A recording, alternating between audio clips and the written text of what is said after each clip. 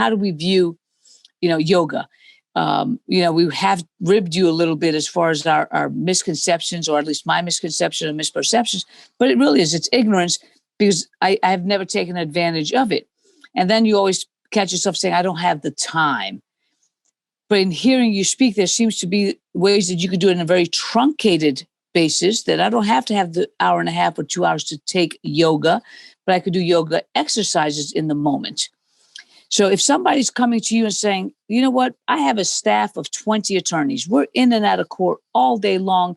And I would love to be able to bring somebody like yourself in to say, can you give us a 10-minute tool that we could sit there and center and ground ourselves? Like, what would you recommend?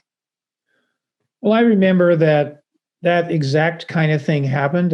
When I worked for Yogi T, I was on the sales side. So I used to fly to different cities and talk to organizations that were like, there was an organization in St. Paul, Minnesota that was an alliance of like 300 or 350 health food stores. So they had an admin office in St. Paul, and I don't know, maybe 15 people, 18 people there. And I used to call on them. And then one time I said to them, if you want, I'm coming there for the meeting, but I'll come 20 minutes early, and I'll just teach one thing for anxiety.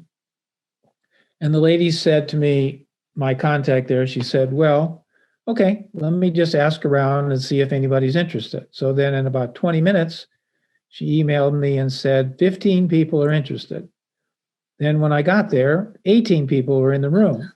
So what I taught them was, first of all, I taught them, like how you can, like what happens is we say, we use these words for like, she made me feel, that made me feel, I'm freaked out.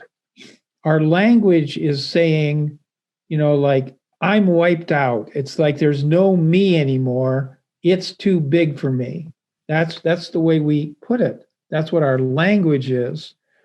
So, of course, language affects the brain. So we're putting that stuff in our brain, right? So the way that you can, let's say that now you're red hot mad because your friend did such and such, right? So the thing that I taught them was a little tiny breathing exercise, because when you change the way you breathe, like now you're in control again, because it's probably best if I just show you this, because if you give me 2 minutes, I can show it to you and you can see, but then you, instead of being out of control, freaked out, your self is missing, you can freak in, you can come back into control because you're controlling your breath. Once you start controlling your breath, if you do it for a little while, it might, depending upon how seriously upset you are and how physiologically your body's affected, you might have to do it for 10 minutes. You might have to do something else in addition if you're really red hot, but it changes you, and you change the way you breathe, you change the rhythm of your heart, and that changes the frequency of your mind. So then you're back to then you're not freaked out, you're freaked in. You know what I mean? So here's what I taught them. I just said, you breathe in 4 parts, 4 sniffs, like, and then you count to yourself 4, 1, 2, 3, 4, and then you exhale in 4 sniffs, and you hold out for 4, 1, 2, 3, 4, and you continue that for a little while. You'll find that you will settle yourself down. So some people think, okay, all right, he told me that. I tried it. I did 1 minute of it, and it doesn't work. That crap doesn't work. Okay? Well, it's physics. It's not woo-woo, it's science. You've got to engage your body physiologically long enough to change the rhythm of your breath and your heart. We normally breathe about, for men in the United States, it's about 18 to 20 times a minute. For women, it's about 20 to 22 times a minute.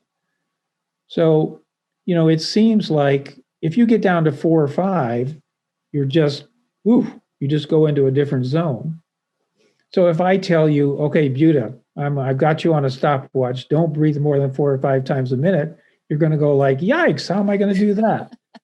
But if I say to you, Buta, just follow me for 1 minute, and then inhale in 4 sniffs and count to 4, and exhale in 4 sniffs and count out to 4, then you will essentially be breathing, that'll take about 16 seconds. So you'll be breathing slightly less than 4 times a minute.